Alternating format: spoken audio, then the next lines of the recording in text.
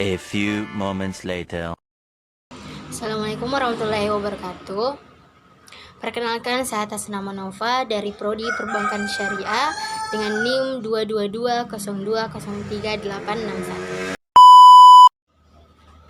Nah, pada kesempatan kali ini saya akan menjelaskan sedikit materi terkait studi kelayakan bisnis.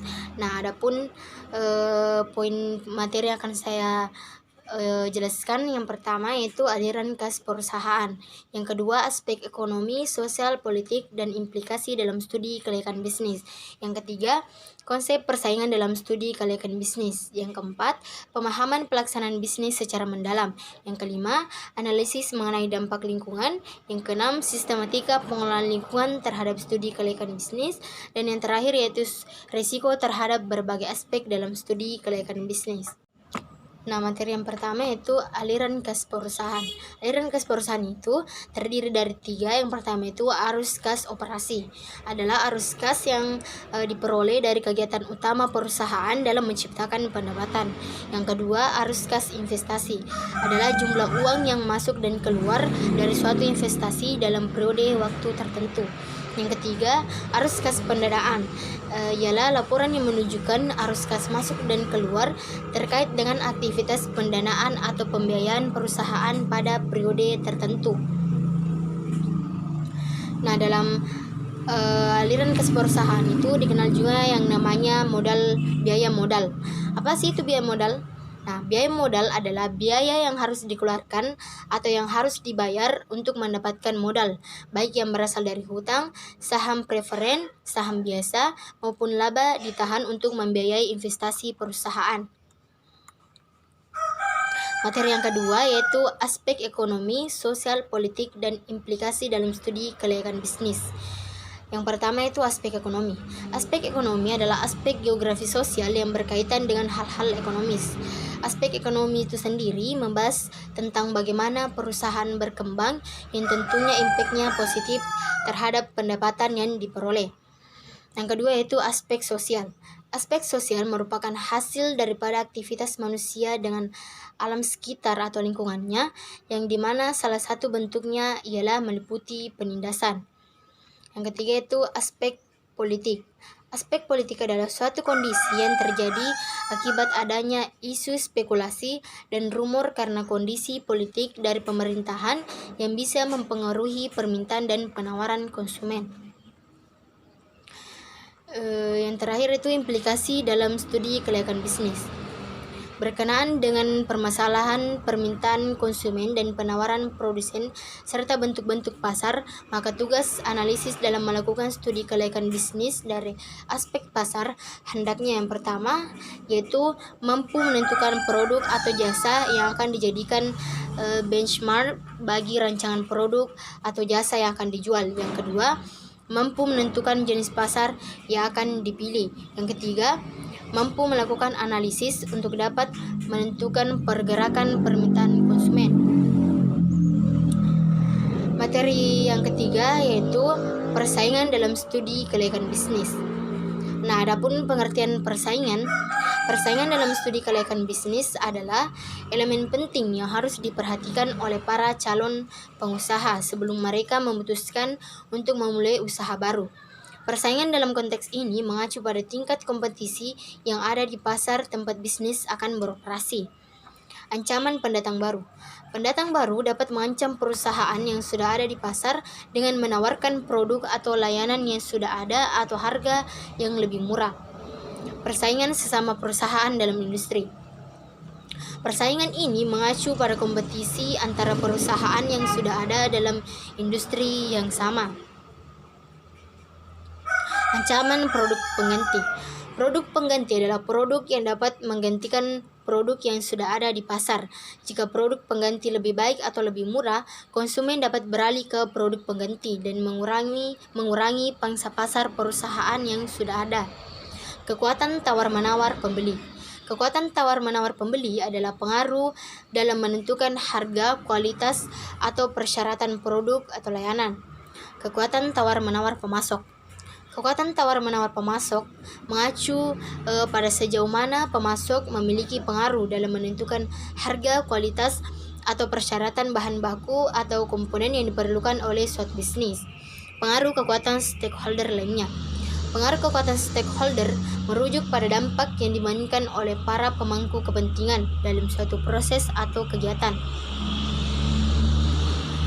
Materi yang keempat yaitu pemahaman pelaksanaan bisnis secara mendalam. Poin A yaitu pelaksanaan bisnis. Pelaksana atau pelaku bisnis adalah individu atau orang yang terlibat dalam pelaksanaan bisnis atau tepatnya adalah sponsor bisnis. Pelaku bisnis ada dua. Yang pertama itu bentuk badan usaha dan yang kedua identitas pelaksana bisnis. Poin B, bisnis apa yang akan dilaksanakan? Nah, beberapa hal yang perlu dianalisis terkait hal tersebut. Yang pertama, bidang usaha, fasilitas, gangguan lingkungan, dan pengupahan. C. Di mana bisnis akan dilaksanakan? Yang perlu diperhatikan dalam menentukan lokasi bisnis ialah yang pertama, perencanaan wilayah, status tanah, dan status kepemilikan tanah. Poin D. Waktu pelaksanaan bisnis. Dalam kaitannya dengan waktu pelaksanaan bisnis, tinjauan aspek yuridis terhadap izin pelaksanaan produk bisnis menjadi penting untuk diteliti. Perizinan tersebut antara lain, yang pertama, izin usaha yang dikaitkan dengan bidang usaha yang bersangkutan. Yang kedua, izin usaha perdagangan. Yang ketiga, izin khusus, misalnya di bidang perhotelan atau izin menjual minuman keras.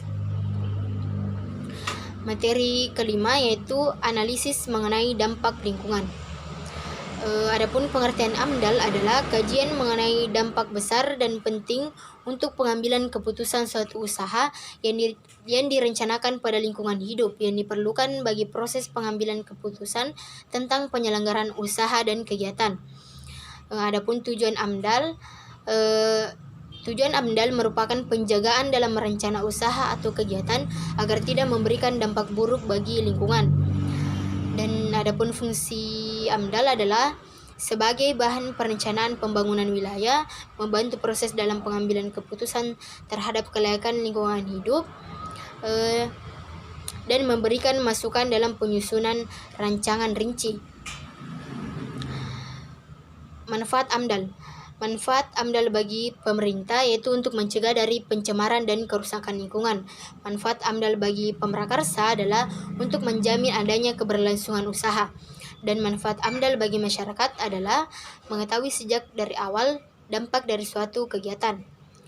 Adapun komponen-komponen AMDAL yaitu yang pertama, penyajian informasi lingkungan atau PIL, kerangka acuan atau KA, analisis dampak lingkungan atau ANDAL, rencana pemantauan lingkungan atau RPL, dan rencana pengelolaan lingkungan atau RKL.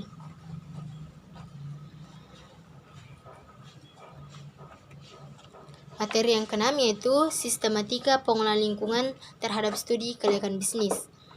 Nah, adapun poin-poin materi terkait dengan pengelolaan lingkungan, yang pertama yaitu usulan proyek, yang kedua penyajian informasi lingkungan, yang ketiga membuat kerangka acuan atau TOR, membuat ANDAL, membuat RKL dan RPL, dan implementasi pembangunan proyek dan aktivitas pengelolaan lingkungan.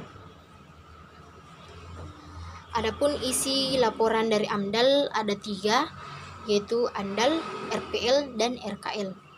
ANDAL adalah telaahan secara cermat dan mendalam tentang dampak penting suatu rencana usaha atau kegiatan. RPL adalah upaya pemantauan komponen lingkungan hidup yang terkena dampak akibat dari rencana usaha atau kegiatan. Yang ketiga,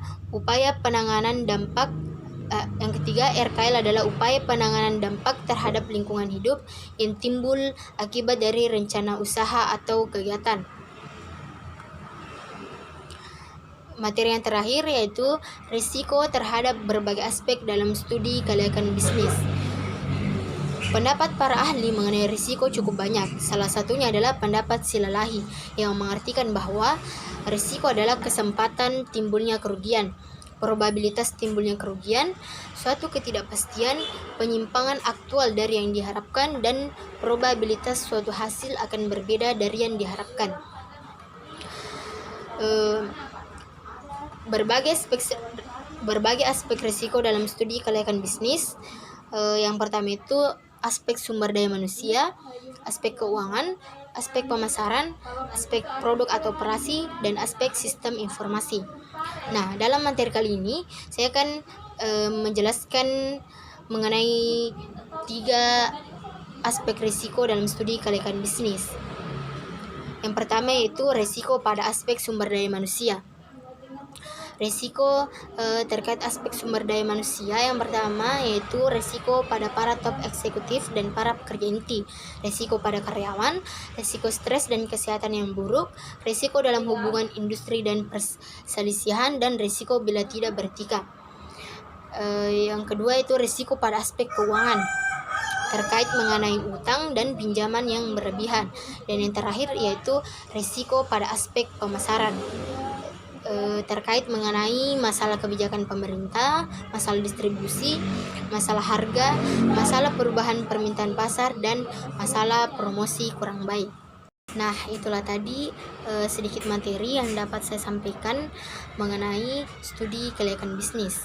Lebih dan kurangnya mohon dimaafkan. Wallahul muwaffiq ila aqwamit thoriq. Assalamualaikum warahmatullahi wabarakatuh.